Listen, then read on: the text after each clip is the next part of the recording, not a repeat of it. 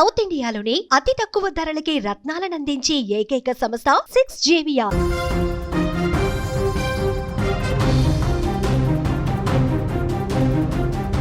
BRS senior నేత నర్సంపేట మాజీ MLA Peddi Sudarshan Reddy గుండెపోటుకు గురైనటువంటి విషయం మనందరికీ తెలిసిందే.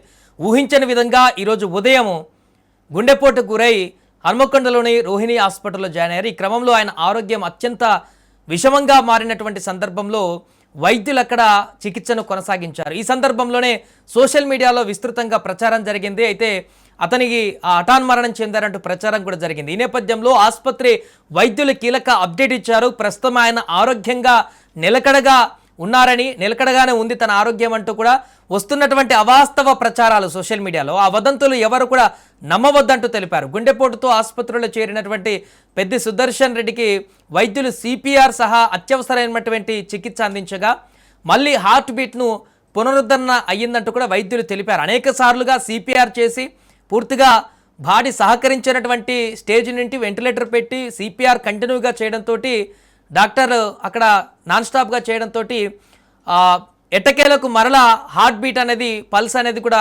వచ్చినట్టుగా చెప్తున్నారు. ప్రస్తుతం ఆరోగ్యం అయితే నిలకడగా ఉంది. మెరుగైన చికిత్స కోసం ఇప్పుడు హన్మకొండ నుంచి హైదరాబాద్కి తరలిస్తున్నట్టుగా కూడా తెలుస్తుంది. ఇంతకు పెద్ది సుదర్శన్ రెడ్డి ఆరోగ్య పరిస్థితి పైన వైద్యులు కూడా మాట్లాడారు. ఒకసారి వారేం మాట్లాడారో విందాం. ప్రైమరీ అంజో చేసినాము, వారు కార్డియాక్ ఫంక్షన్ రిగైన్ అయినారు విన్నారా. ఇప్పుడు సిటీ స్కాన్ తీసి ఇతర ఎగ్జామ్స్ చేసి ఆర్ఐసీలో వెంటిలేటర్ మీద ఉంచుతున్నాము. ఇంతకు ముందు వచ్చిన వదంతులు ఏదైతే ఉన్నాయో వారు జరిగిపోయినారని అది అసత్యము. మీరు దయచేసి వారు బ్రతికే ఉన్నారు, వారు ట్రీట్మెంట్ ఉన్నారని చెప్పగలరు. తదుపరి వారి ఆరోగ్య పరిస్థితి వెంటనే తెలియజేస్తారు. క్లాట్స్ ఉండడం వల్ల ఆయన కొలాప్స్ అయ్యాడు. ఆ క్లాట్స్ కోసం ఇప్పుడు ఇంజెక్షన్స్ ఇస్తున్నాం. తర్వాత మెకానికల్ గా క్లాట్స్ తీయడానికి వేరే సర్జరీ ఉంటుంది. కొంచెం స్టేబుల్ అయినాక సర్జరీ కోసం హైదరాబాద్ కి పంపిస్తాం.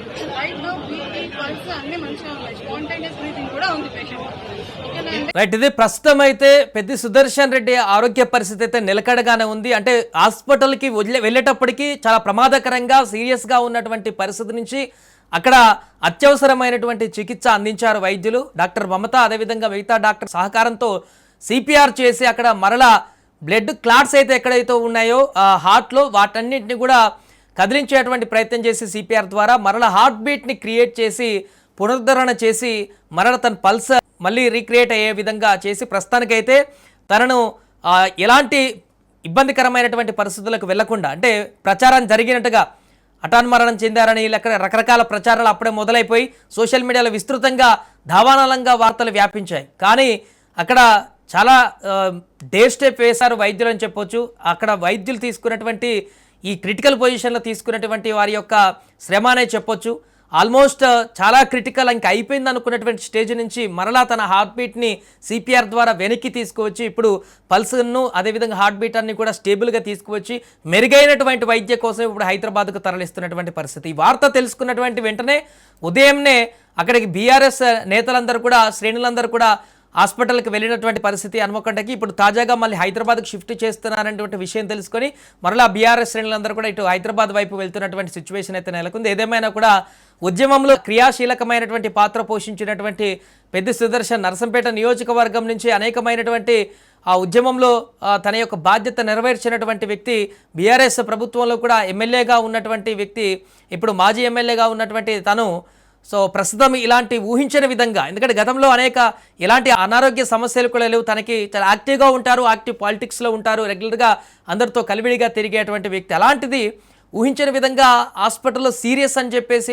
ఉదయమే చాలా రకాల వార్తలు, ఇంకా ఏమీ లేదు హోప్ అనేటువంటి వార్తలు క్షణాల్లో వ్యాపించడంతో అందరూ షాక్ అయిపోయారు. అందుకే అంటారు, నిజము గడప దాటే ముందు అబద్ధం అంతా దావానంగా వ్యాపిస్తుందన్నట్టుగా. అక్కడ సిచ్యువేషన్ సీరియస్గా ఉంది, మాట వాస్తవమే. ఇంట్లో నుంచి తనని హాస్పిటల్కి తీసుకువెళ్ళేటువంటి పరిణామంలో తన బాడీ కూడా ఏమాత్రం కోఆపరేట్ చేయలేదు, సహకరించలేదు, ఏమాత్రం రెస్పాండ్ కాలేదు. బట్ అక్కడ వైద్యులు తమ యొక్క వారి యొక్క మొత్తం ఎక్స్పీరియన్స్ అంతా ఉపయోగించి మరల తన హార్ట్ బీట్ని సిపిఆర్ ద్వారా పునరుద్ధరించారు. కాబట్టి మరలా ఇప్పుడు ప్రాణాపాయం నుంచి బయటపడ్డటువంటి పరిస్థితి ఏర్పడింది. ప్రస్తుతానికి హైదరాబాద్కి తరలిస్తున్నారు కాబట్టి అక్కడ పూర్తిస్థాయి ఆరోగ్యంతో మరలా బయటికి రావాలంటూ అక్కడ బీఆర్ఎస్ శ్రేణులు కానీ వారి యొక్క కుటుంబ సభ్యులుగా అందరూ కూడా ఇప్పుడు ప్రార్థిస్తున్నారు.